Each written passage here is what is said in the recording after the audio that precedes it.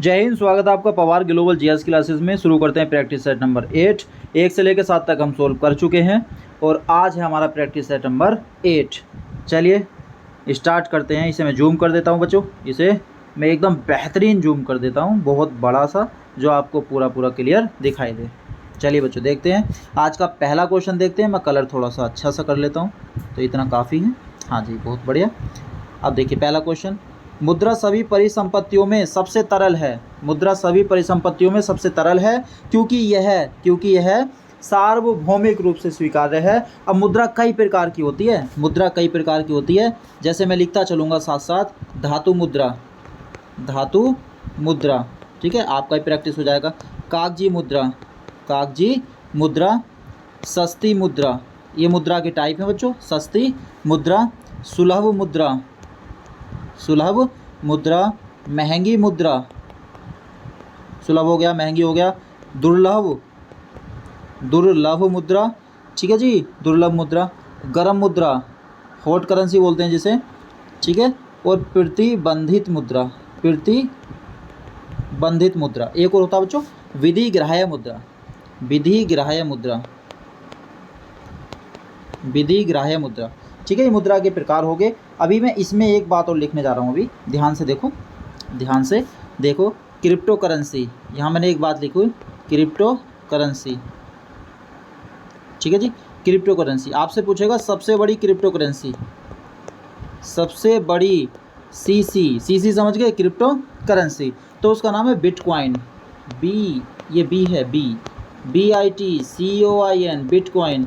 और इसका खोज किसने किया? इसका खोज करने वाला कौन था? तो इसका खोजकर्ता भी मैं आपको बताता हूँ।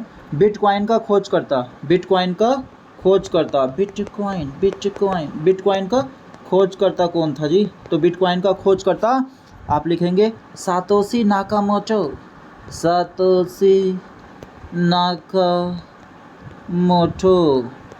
सातोशी नाकामोटो बिटकॉइन का खोज करता था, ठीक है। नेक्स्ट एक क्वेश्चन और जान लेते हैं इसमें। अच्छा ऐसी बात है तो आपसे पूछेगा जो फेसबुक है, FACE, फेसबुक, फेसबुक की क्रिप्टो करेंसी क्या है? फेसबुक की क्रिप्टो करेंसी का नाम क्या है? तो इसका नाम है लिब्रा। क्या नाम है जी? LIBRA, Libra. अब तो फेसबुक का नाम क्या हो गया जी? आपको पता होगा, M से है कुछ। चलिए नेक्स्ट क्वेश्चन की ओर बात करते हैं। पूंजीवादी अर्थव्यवस्था को निम्नलिखित में से किस अन्य नाम से जाना जाता है? पूंजीवादी अर्थव्यवस्था को निम्नलिखित में से किस नाम से जाना जाता है? तो पूंजीवादी अर्थव्यवस्था की बात हुई है तो बाजार अर्थव्यवस्था, ठीक है। अब अर्थव्यवस्था के टाइप पूछ लेगा तो होते हैं 4। कौन कौन से? एक तो पूंजीवादी अर्थव्यवस्था, पूंजीवादी अर्थव्यवस्था, दूसरा समाजवादी अर्थव्यवस्था, तीसरा खुली अर्थव्यवस्था और चौथा बंद अर्थव्यवस्था। अब कहोगे क्या मिश्रित अर्थव्यवस्था प्रकार नहीं होता? ये जो है भैया इन प्रकार में से ही मिक्स करके बनाया गया है मिश्रित अर्थव्यवस्था। और मिश्रित अर्थव्यवस्था जो बनाया गया है वो समाजवादी और पूंजीवादी अर्थव्यवस्था का मिश्रित रूप क्या कहलाता है? मिश्रित अर्थव्यवस्था कहलाता है। और इसका सबसे अच्छा एग्जाम्पल अपना इंडिया ही है। मिश्रित अर्थव्यवस्था अपने इंडिया में है और मिश्रित अर्थव्यवस्था को अपनाने वाला पहला देश जो है वो फ्रांस है। कौन सा जी? फ्रांस। नेक्स्ट क्वेश्चन की ओर मूव करते हैं। अगला क्वेश्चन देखिए, सागरमाला परियोजना से भारत का निम्नलिखित में से कौन सा इंफ्रास्ट्रक्चर क्षेत्र संबंधित है? तो इसका आंसर होगा बंदरगाह। बंदरगाह क्षेत्र सागरमाला परियोजना से संबंध रखता है। अब भारत में टोटल बंदरगाह की संख्या पूछेगा। भारत में टोटल बंदरगाह कितने हैं? बड़े बंदरगाह 13। बड़े बंदरगाह कितने हैं? 13। मैं नाम ले देता हूँ, आप देखना। कांडला, कैसे कांडला, कांडला हो गया, मुंबई हो गया, नाहवा, शेवा, मारमा, गोवा, मंगलोर, कोची, तूतीकोरिन, एन्नोर, तूतीकोरिन हो गया, एन्नोर, चेन्नई, विशाखापत्तनम, पी से पारादीप, ठीक है जी, और के से कलकत्ता, कैसे कलकत्ता, और एक और है जी पोर्ट ब्लेयर। तो इस तरह से कितने बंदरगाह हो जाते हैं हमारे? टोटल बंदरगाहों की संख्या कितनी है? 13। नेक्स्ट क्वेश्चन की ओर मूव करते हैं। पृथ्वी चुंबकीय पदार्थ, देखिए अगला क्वेश्चन है, पृथ्वी चुंबकीय पदार्थ चुंबकीय प्रकृति होती है तो इनकी प्रकृति निगेटिव होती है, यानी कि ऋणात्मक होती है। नेक्स्ट क्वेश्चन, किसका अपवर्तनांक सबसे अधिक होता है? किसका अपवर्तनांक सबसे अधिक होता है? तो कार्बन डाइसल्फाइड का अपवर्तनांक सबसे अधिक होता है। नेक्स्ट क्वेश्चन की ओर चलते हैं। देखिए अगला क्वेश्चन, किसी चालक तार का प्रतिरोध तापमान के बढ़ने से होता है। ये बढ़ जाता है भैया, क्या हो जाता है, बढ़ जाता है। नेक्स्ट क्वेश्चन, जिस तापमान पर वाष्प का दबाव ठोस के वाष्प के बराबर होता है उसे कहा जाता है हिमांक बिंदु। क्या कहा जाता है, हिमांक बिंदु कहा जाता है उसे। नेक्स्ट क्वेश्चन, सरल आवर्त गति में एक सरल लोलक के लिए निम्नलिखित कथनों में से कौन सही है। तो मध्य स्थिति में गतिज ऊर्जा अधिकतम होती है, मध्य स्थिति में स्थितिज ऊर्जा अधिकतम होती है, स्थिति में त्वरण अधिकतम होता है, या सभी। तो इसका आंसर सभी होगा। क्या होगा, इसका आंसर सभी होगा। नेक्स्ट देखें, जब किसी तालाब के शांत जल में पत्थर फेंका जाए तो तालाब में जल के पृष्ठ पर उठने वाली लहरें होती हैं, अनुदैर्ध्य, अनुप्रस्थ, यह लहरें पैदा नहीं होती, अनुदैर्ध्य और अनुप्रस्थ होती हैं। तो इसका आंसर हो जाएगा अनुप्रस्थ। क्या हो जाएगा, अनुप्रस्थ। और अनुप्रस्थ लहरें जो होती हैं वो सीधी चलती हैं, ठीक है, सीधी चलती है, यानी कि ए पॉइंट और बी पॉइंट। अगर हम इसे किस हाथ से ऐसे ऊपर नीचे करेंगे तो इसमें हिलोरे चलेंगे ऐसे, ठीक है, लेकिन रहेगी ये पैरेलल। कैसी रहेगी, पैरेलल रहेगी। और मैं अनुदैर्ध्य की बात करूं तो अनुदैर्ध्य तरंगे कुछ इस तरह की होती हैं, ठीक है जी, कुछ इस तरह की होती हैं, लहराते हुए चलती हैं, किसी भी दिशा में चली जाएंगी। लेकिन ये एक, और अनुप्रस्थ तरंगे एक ही दिशा में चलेंगी, एक ही डायरेक्शन में चलेंगी। चलिए आगे बात करते हैं। नेक्स्ट, निकट दृष्टि दोष। अगला क्वेश्चन है, निकट दृष्टि दोष के संबंध में कौन सा कथन गलत है। तो इसका जो कथन गलत है वो आपका डी गलत होगा। कौन सा, प्रतिबिंब को रेटिना पर बनना, प्रतिबिंब का रेटिना पर बनना, ये गलत हो जाएगा। अब इसमें दो बातें मैं आपसे कर लेता हूँ, ज़्यादा बात मैं करूँगा नहीं, ठीक है। एक तो उत्तल लेंस को लेकर, एक तो उत्तल लेंस और एक अवतल लेंस, एक उत्तल लेंस और एक अवतल लेंस। ये जो आपका उत्तल लेंस है इसका आपसे पूछेगा इसका बीच का आकार कैसा होता है। तो उत्तल लेंस का बीच का आकार मोटा होगा और साइडों से पतला होगा। और ये अवतल लेंस कैसा होगा, अवतल लेंस जो है साइडों से मोटा होगा और बीच में पतला होगा। इस तरह का कुछ आकृति रहता है, कई बार आकृति इनका पूछ लिया गया है। नेक्स्ट क्वेश्चन की ओर देखते हैं बच्चे, कौन सा तत्व समस्थानिक कैंसर के उपचार में प्रयुक्त किया जाता है। तो ये कोबाल्ट प्रयुक्त किया जाता है। क्या किया जाता है, कोबाल्ट प्रयुक्त किया जाता है। नेक्स्ट क्वेश्चन देखिए, सिनकोना का कौन सा भाग औषधि के रूप में प्राप्त किया जाता है। फल, भित्ति, पत्तियां, छाल या भ्रूण पोषण। तो छाल यूज किया जाता है। क्या यूज किया जाता है, छाल। Next, eukaryotic. नेक्स्ट क्वेश्चन है बच्चों, देखिए यूकैरियोटिक कोशिका के संबंध में कौन सा कथन गलत है। अब इसमें कथन पूछा है, कौन सा कथन गलत है। तो मैं यहाँ एक बात बता दूँ आपको, कोशिका के टाइप, जो सेल होती है वो कितने प्रकार की होती है। अगर आपसे पूछे कोशिका कितने प्रकार की होती है तो दो, कौन कौन सी, एक तो यूकैरियोटिक और एक प्रोकैरियोटिक। यू से यूकैरियोटिक और पी से प्रोकैरियोटिक, ठीक है। आइए देखते हैं इसका आंसर क्या होगा। चलिए यहाँ चलते हैं। तो इसका आंसर जो होगा बच्चों ये है आपका, इनमें रिक्तिका उपस्थित नहीं होती, इनमें रिक्तिका उपस्थित नहीं होती। और रिक्तिका को बोलते हैं वैक्यूल। क्या बोलते हैं, VACCULE, वैक्यूल। अंग्रेजी में वैक्यूल बोलते हैं रिक्तिका को। अब रिक्तिका पादप में भी होती है और जंतुओं में भी होती है। पादप में जो होगी वो बड़ी होगी और जंतु में जो होगी वो छोटी होगी, ठीक है। साइज के हिसाब से ये रहती है, पादप का साइज बड़ा होता है और जंतु का साइज छोटा होता है, पादप के कंपैरिजन में छोटा रहेगा। तो पादप में बड़ी वैक्यूल रहेगी और जंतुओं में छोटी वैक्यूल रहेगी, ठीक है जी। और वैक्यूल का यूज कहाँ होता है, वैक्यूल जो यूज होती है इसमें स्टोर होता है वाटर, इसमें पानी स्टोर होता है। नेक्स्ट, हमारे शरीर में त्वचा की सतह के नीचे मौजूद वसा किसके विरुद्ध अवरोधक का कार्य करती है, ठीक है जी। तो ये जो है ऑप्शन इसका ए सही होगा, शरीर से ऊष्मा की क्षति करती है, शरीर से ऊष्मा की क्षति करती है। नेक्स्ट क्वेश्चन की ओर चलते हैं, फलों का मधुर स्वाद या फिर मीठा स्वाद किसके कारण होता है। तो फ्रक्टोज के कारण होता है। किसके कारण होता है, फ्रक्टोज के कारण होता है। और लैक्टोज क्या काम करता है, लैक्टोज जो है ये दूध का मीठापन, दूध में मीठापन किसके कारण होता है, लैक्टोज के कारण। माल्टोज, आलू में मीठापन, किसमें, आलू में मीठापन किसके कारण, माल्टोज के कारण। नेक्स्ट क्वेश्चन देखते हैं। अच्छा, कौन सा सुमेलित नहीं है, इसमें ये पूछा है कि कौन सा सुमेलित नहीं है। कोशिका सिद्धांत, Robert Hooke, lysosome D Dubey, बिल्कुल सही है। तो इंसुलिन, बैटिंग एम बेस्ट, ये भी सही है। रक्त परिसंचरण, विलियम हार्वे। तो इसका ऑप्शन 1 ही गलत है।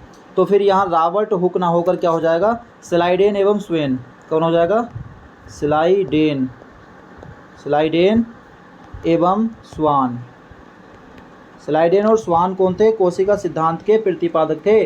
कोशिका सिद्धांत किसने दिया, स्लाइडेन और स्वान ने दिया। अगले क्वेश्चन को चलते हैं।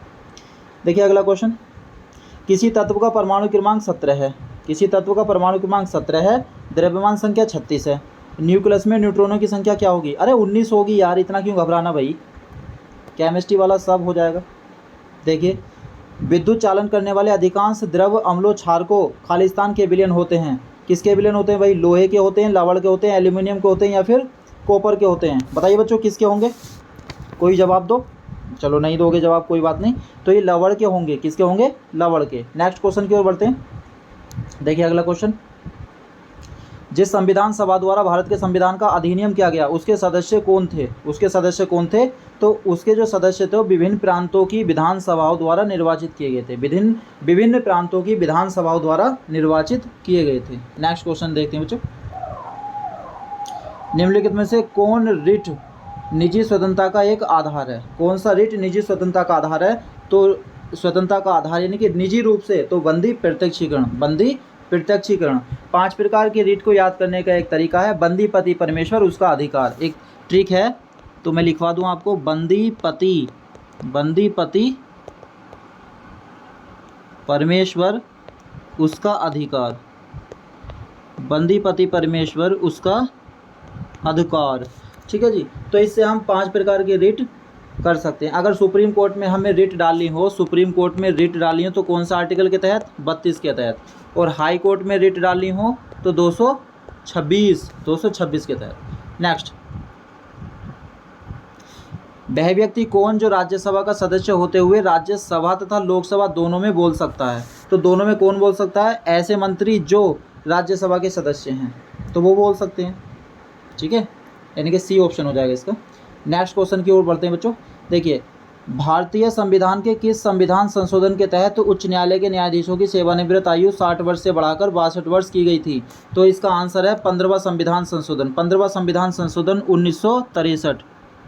15वां संविधान संशोधन 1963। चलिए मैं इनकी डेट बता देता हूँ आपको। 10वां संविधान संशोधन 1961, 10वां संविधान संशोधन 1961 और 12वां संविधान संशोधन आपका पूछेगा 1962। कब हुआ? 1962। और 42वां तो रटा पड़ा होगा बच्चों, वैसे बताने की आपको ज़रूरत नहीं है। 42वां संविधान संशोधन 1976। चलिए आगे बढ़ते हैं। निम्नलिखित में से कौन सा स्थानीय सरकार का मामला नहीं है? कौन सा स्थानीय सरकार का मामला नहीं है? तो आप जवाब दे देंगे, बहुत अच्छा क्वेश्चन है। तो इसका आंसर हो जाएगा हमारा बी, कानून और व्यवस्था। कानून और व्यवस्था जो है ये स्थानीय सरकार का मामला नहीं है। अब देखिए अगला क्वेश्चन है, सैंड्रोकोटस की पहचान मौर्य शासक चंद्रगुप्त मौर्य के रूप में किसने की थी? सैंड्रोकोटस। तो यहाँ बच्चों जवाब देना है आपको, सैंड्रोकोटस। तो बहुत आसान क्वेश्चन है। एक व्यक्ति था अंग्रेज विलियम जोन्स। क्या नाम था उसका? William Jones. William Jones. ठीक है, ये नाम था उसका, विलियम जोन्स।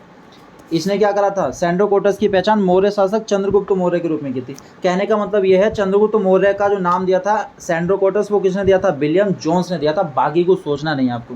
ठीक है, चलिए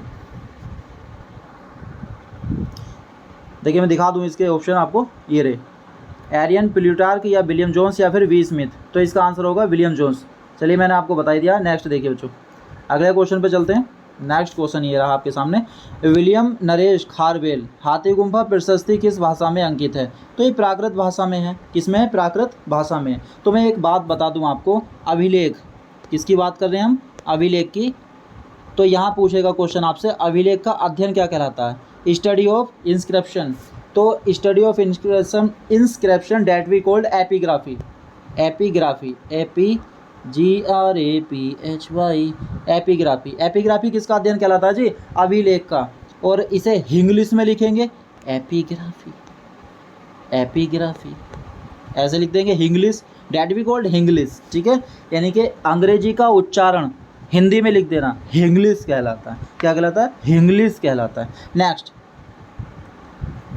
मौर्य शासन व्यवस्था रूप दर्शक नामक अधिकारी था। ये क्या करता था? ये सिक्कों का परीक्षक था, सिक्कों की जांच पड़ताल करता था, और कुछ ऐसा काम इसका था नहीं। नेक्स्ट क्वेश्चन की ओर मूव करते हैं प्यारे बच्चे। देखिए अगला क्वेश्चन, होम रूल लीग की स्थापना से संबंध नहीं था। अरे होम रूल लीग की स्थापना से संबंध इसका नहीं था। क्या नाम था इसका? TS अल्कोट। बाकी इन तीनों का संबंध था, एनी बेसेंट का भी, बाल गंगाधर तिलक का भी, और M सुब्रमण्यम अय्यर। ठीक है जी। अब यहाँ पूछेगा आपसे होम रूल लीग की स्थापना कब हुई? 1916 में। कहाँ हुई? अजी लखनऊ में हुई। कहाँ हुई जी? लखनऊ में। नेक्स्ट क्वेश्चन की ओर चलते हैं। देखिए अगला क्वेश्चन, चारों ऑप्शन आ गए। हाँ जी, अगला क्वेश्चन है बच्चों, जलियांवाला बाग के प्रदर्शन के लिए लोग क्यों जमा हुए थे? अरे लोग इसलिए जमा होते क्योंकि एक व्यक्ति था, दो व्यक्ति थे सॉरी, किचलू और सत्यपाल, इन दोनों को बंदी बनाया गया था। इनके विरोध में क्या हुआ था? जलियांवाले बाग में लोगों ने प्रदर्शन किया और लोगों की क्या हो गई? भीड़ इकट्ठी हो गई। तो इसका आंसर हो जाएगा बी। चलिए थोड़ा सा डिस्कस करते हैं इस पर। क्या करते हैं? डिस्कस करते हैं, स्मॉल डिस्कस, छोटा सा डिस्कस करते हैं। अब ये बात आपको पता होगी जलियांवाला बाग हत्याकांड कब हुआ? बहुत अच्छा क्वेश्चन है। तो ये 13 अप्रैल 1919 को हुआ था। 13 अप्रैल 1919 को हुआ था। अब पूछेगा जलियांवाले बाग हत्याकांड के समय वायसराय कौन था? भारत का वायसराय कौन था? तो भारत का जो वायसराय था उसका नाम था लॉर्ड, नीचे लिख देता हूँ, चैम्सफोर्ड। क्या नाम था? Lord Chelmsford. सुसरा अपने आप को लॉर्ड कहता था। भारतीयों का अपने आप को भगवान मानते थे लोग, गधा। चले और भी डिस्कस करते हैं थोड़ा सा इसमें। अच्छा, कौन सा ऐसा व्यक्ति था जिसने जलियांवाला बाग में लोगों के इकट्ठे हो जाने पर सूचना दिया था? तो उस व्यक्ति का नाम था हंसराज। हंसराज, घर का भेदी लंका ढाए।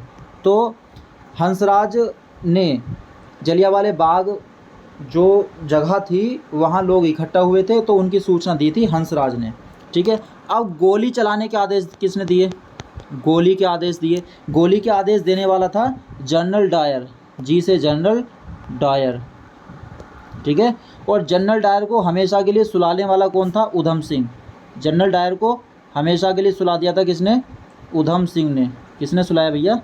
उधम सिंह ने सुला दिया। ठीक है। उधम सिंह कहाँ चले गए जी? उधम सिंह। उधम सिंह ने गोली मारी थी किसे? डायर को। किसे मारी? डायर को। और डायर कौन सी रेजिमेंट से था? डायर जो था गोरखा रेजिमेंट से था। अगर पूछे कि डायर कौन सी रेजिमेंट से था? गोरखा रेजिमेंट से था। ठीक है जी, गोरखा रेजिमेंट से था। और देखिए एक दो क्वेश्चन। अभी जो जलियांवाला बाग हत्याकांड हुआ था इसकी जांच के लिए कौन सा आयोग आया या कमीशन? तो इसकी जांच के लिए एक आयोग बना था जिसका नाम था हंटर आयोग। कौन सा आयोग बना था? हंटर आयोग बना था। नोट भी करते रहना अपने क्वेश्चन। ठीक है जी। नेक्स्ट क्वेश्चन की ओर चलते हैं। निम्नलिखित भारतीय शासकों में से, शासक बोले तो राजा भाई, शासक, ठीक है, गाली उली मत समझना इसे। निम्नलिखित शासकों में से कौन सर्वप्रथम सहायक संधि में सम्मिलित हुआ? सहायक संधि में सम्मिलित हुआ तो एक व्यक्ति था, ये निज़ाम अली। कौन था जी? निज़ाम अली। नेक्स्ट क्वेश्चन की ओर चलते हैं। बड़े आसान क्वेश्चन है, जिसका मुझे लगेगा थ्योरी बताना तो उसको मैं थ्योरी बताता चलूँगा आपको, डोंट वरी। ठीक है। वैज्ञानिकों ने सर्वप्रथम खोज की पृथ्वी सूर्य के चारों ओर घूमती है, पृथ्वी सूर्य के चारों ओर मूव करती है। तो ये कोपरनिकस ने कहा है ऐसा। चलिए अगला क्वेश्चन। निम्नलिखित में से कौन सौरमंडल का भाग नहीं है? सौरमंडल का भाग नहीं है तो निहारिका नहीं है। निहारिका नहीं है। अब देखिए निहारिका को कहते क्या है? गैसों का पुंज। क्या कहते हैं निहारिका को? गैसों का पुंज। निहारिका that be called group of gases. निहारिका को गैसों का पुंज कहते हैं। ठीक है जी। अब ग्रह तो पता ही है संख्या कितनी है? अरे 8 है। कितनी है जी? 8 है। अब क्षुद्र ग्रह आपसे पूछ लेगा, क्षुद्र ग्रह कौन कौन से ग्रहों के बीच अपना घूमते हैं? तो मंगल और बृहस्पति के बीच घूमते हैं। किसके बीच? मंगल और बृहस्पति के बीच घूमते हैं ये क्षुद्र ग्रह। ठीक है जी। चलिए नेक्स्ट क्वेश्चन की ओर बढ़ते हैं। मौसम के बारे में अध्ययन करने वाले वैज्ञानिक को क्या कहा जाता है? तो मीटीरियोलॉजिस्ट। Option D मेटेरियोलॉजिस्ट। अब सिस्मोलॉजिस्ट किसे कहा जाएगा? जो भूकंप का अध्ययन करेगा। किसका? भूकंप का अध्ययन करने वाला। और एंथ्रोपोलॉजी मानव विज्ञान का अध्ययन करने वाला। ऑन्कोलॉजिस्ट कैंसर का अध्ययन करने वाला। किसका? कैंसर का अध्ययन करने वाला। कौन कहलाता है? ऑन्कोलॉजिस्ट। ठीक है जी। नेक्स्ट क्वेश्चन की ओर बढ़ते हैं बच्चे। देखिए बहुत अच्छा क्वेश्चन है। दक्षिण अमेरिका में मध्य अक्षांश घास के मैदान को किस नाम से जाना जाता है? दक्षिण अमेरिका में मध्य अक्षांश घास के मैदान को किस नाम से जाना जाता है? तो ये कहलाते हैं पंपाज। क्या कहलाते हैं? पंपाज। अगला क्वेश्चन देखिए, कृत्रिम पारिस्थितिकी तंत्र का उदाहरण है धान का खेत, झील, वन या फिर घास के मैदान। तो इसका आंसर हो जाएगा धान का खेत। नेक्स्ट क्वेश्चन देखिए, एक घास स्थलीय पारिस्थितिकी तंत्र के खाद्य श्रृंखला में विभिन्न घटकों का सही क्रम है। और विभिन्न घटकों का सही क्रम क्या है यार, पहले आएगा घास, फिर टिड्डी, फिर मेंढक, फिर सर्प। ठीक है, एक तरह से क्रम बनना है कि नहीं बनना। अरे पहले घास को टिड्डी खाएगी, टिड्डी को मेंढक खाएगा, मेंढक को सांप खाएगा, और सांप को इंसान खाएगा। खैर इंसान तो नहीं खाता है, नागा जनजाति के जो लोग हैं वो जरूर खा जाते हैं। चलिए खैर छोड़िए इस बात को, हमें डिस्कस नहीं करना इस बात पर। दक्षिण गंगोत्री निम्नलिखित में से कहाँ स्थित है? दक्षिण गंगोत्री निम्नलिखित में से कहाँ स्थित है? उत्तराखंड मत बोल लेना, गंगोत्री समझ के उत्तराखंड मत बोल दियो। और दिया हुआ क्या है इसमें? दक्षिण गंगोत्री। ठीक है, तो ये रिसर्च सेंटर है, यहाँ इंडिया का रिसर्च सेंटर है, अलग अलग देशों के भी हैं रिसर्च सेंटर। ठीक है जी, तो ये कहाँ है? अंटार्कटिका में है। कहाँ है? अंटार्कटिका में है। नेक्स्ट क्वेश्चन की ओर मूव करते हैं। देखिए अगला क्वेश्चन, जंतर मंत्र का निर्माण निम्नलिखित में से किसके द्वारा कराया गया? अरे जय सिंह के द्वारा कराया गया। किसके द्वारा? जय सिंह के द्वारा कराया गया। अगला क्वेश्चन देखिए, तो बच्चों अगला क्वेश्चन, भारतीय परमाणु ऊर्जा कार्यक्रम के जनक के रूप में किसे जाना जाता है? भारतीय परमाणु ऊर्जा कार्यक्रम के जनक के रूप में किसे जाना जाता है? किसे जाना जाता है? तो ये थे एच.जे. भाभा। और यहीं में आपको दो एक क्वेश्चन और बता दूं, APJ अब्दुल कलाम पहले ऐसे राष्ट्रपति जो वैज्ञानिक थे। ठीक है, और मिसाइल मैन भी कहा गया इन्हें। चंद्रशेखर, इन्होंने तारे की सीमा दिया था, और तारे की कितना सीमा था? 1.44, यानी कि एक सीमा था। इस सीमा से जो बड़े होंगे, यानी कि ये एक निर्धारित सीमा की गई थी, सूर्य से बड़े तारे, सूर्य से छोटे तारे। ठीक है, सूर्य से बड़े तारे और सूर्य से छोटे तारे इस सीमा के अंतर्गत आते थे। अगला क्वेश्चन देखते हैं। नेक्स्ट क्वेश्चन, जैविक परीक्षकों में मुख्यतः पाया जाता है, तो यार फॉर्मेल्डिहाइड पाया जाता है। क्या पाया जाता है? फॉर्मेल्डिहाइड पाया जाता है जी। ठीक है, चलिए अगले क्वेश्चन की ओर चलते हैं भैया। फॉर्मेल्डिहाइड, ये रहा अगला क्वेश्चन। इतना ही बहुत है, जूम तो ठीक ठाक दिखाई दे रहा जी। चलिए, वेल्डिंग में प्रयोग होने वाली गैसें हैं, तो ऑक्सीजन और एसिटिलीन जो है, ऑक्सीजन और एसिटिलीन वेल्डिंग में प्रयोग होने वाली गैसेस हैं। अगला क्वेश्चन, प्रकाश संश्लेषण वनस्पति कोशिका में स्थित होता है, यानी कि क्लोरोप्लास्ट। प्रकाश संश्लेषण वनस्पति कोशिका में स्थित है, क्लोरोप्लास्ट। अगला क्वेश्चन देखिए जी, देखो अगला क्वेश्चन, किस वर्ग के पौधों को पादप वर्ग के उभयचर कहा जाता है? तो ब्रायोफाइटा। किसे कहा जाता है? ब्रायोफाइटा कहा जाता है। अगला क्वेश्चन यहीं से उठा लेते हैं। निम्नलिखित में से किस अधिवेशन में कांग्रेस पहली बार कांग्रेस जो है पहली बार रियासतों के प्रति अपनी नीति घोषित की गई है? तो ये नागपुर अधिवेशन है। कौन सा अधिवेशन? नागपुर अधिवेशन। नेक्स्ट क्वेश्चन, बढ़ जा भाई, बड़े नखरे हैं मोबाइलों के भी, बाकी के तो नखरे रह भी हैं, इनके भी हैं। चलिए अगला देखते हैं। अगला क्वेश्चन, अशोक ने किस शिलालेख में दक्षिण भारतीय राजाओं का उल्लेख किया है? तो ये बच्चों द्वितीय मुख्य शिलालेख। कौन सा है? द्वितीय मुख्य शिलालेख है। सेकंड शिलालेख बोल दे यार, खाम की बकचोदी। गृहकर लगाने वाला दिल्ली का प्रथम सुल्तान कौन था? तो गृहकर लगाने वाला दिल्ली का प्रथम सुल्तान अलाउद्दीन खिलजी। कौन था जी? अलाउद्दीन खिलजी। नेक्स्ट क्वेश्चन देखते हैं। भारत में प्रथम मकबरा जो शुद्ध इस्लामी शैली में निर्मित हुआ था, तो ये था बलबन का मकबरा। किसका? बलबन का मकबरा। देखिए अगला क्वेश्चन बच्चों, क्वेश्चन नंबर 47, मकड़ियों में उत्सर्जी उत्पाद क्या होता है? तो मकड़ियों में जो उत्सर्जी उत्पाद होता है तो वो कहता है ग्वानिन। क्या कहलाता है? ग्वानिन। और इंसान में कौन सा होता है उत्सर्जी उत्पाद? यूरिया। कौन सा होता है? यूरिया।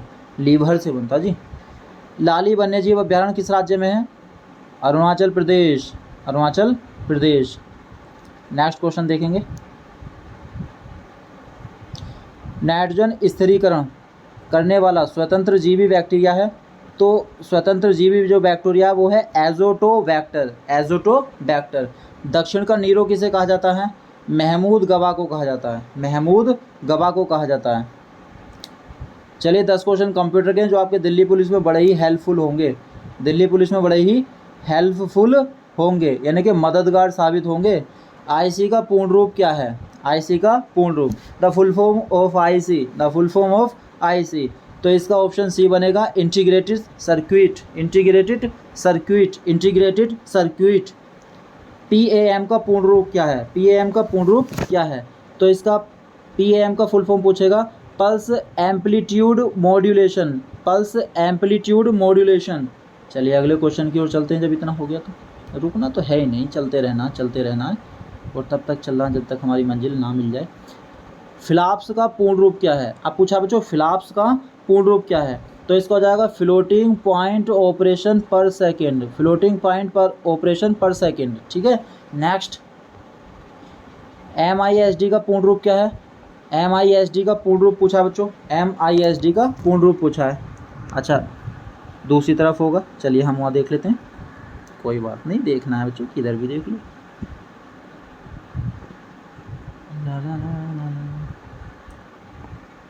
जूम, ये बड़ा लोचे होते हैं इनके यार मोबाइलों के, साला जूम नहीं करता जी। करा हाँ, ऑफलाइन सबसे मस्त, बोर्ड पे लिखो काम खत्म। देखिए इसका जो फुल फॉर्म होगा बच्चों, इसका फुल फॉर्म है मोर सेवरल इंस्ट्रक्शन डाटा, मोर सेवरल इंस्ट्रक्शन डाटा। ये किसका फुल फॉर्म है? ये MISD। ठीक है जी, ये MISD, मोर सेवरल इंस्ट्रक्शन डाटा। नेक्स्ट